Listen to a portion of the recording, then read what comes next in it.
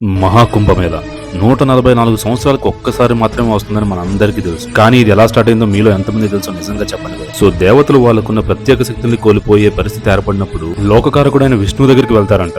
అప్పుడు ఆయన అమృత్వాన్ని ఇచ్చే అమృతం పొందడానికి క్షీరసాగరాన్ని మదించమని చెప్పి దేవతలకు సలహా ఇస్తాడంట. అయితే దేవతలు ఆ పని ఒంటరిగా చేయలేకపోయారంట.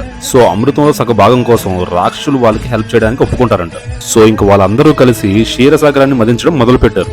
సో మదించడానికి గవ్వంలో ఉపయోగపడింది మందన పర్వతం, దానికి తాడులో ఉపయోగపడింది నాగరాజైన వాసుకి. పర్వతం కింద బ్యాలెన్స్ కోసం మహావిష్ణు కూర్మావతారం ఎత్తి హెల్ప్ చేస్తారు. అలా దేవతలు అసురులు కలిసి మదించిన తర్వాత అందులో నుంచి వచ్చిన అమృత కలశాన్నే కుంభ అంటారు. తర్వాత అమృత కలశం కోసం దేవతలు అసురులు ఇద్దరు యుద్ధం చేస్తారు.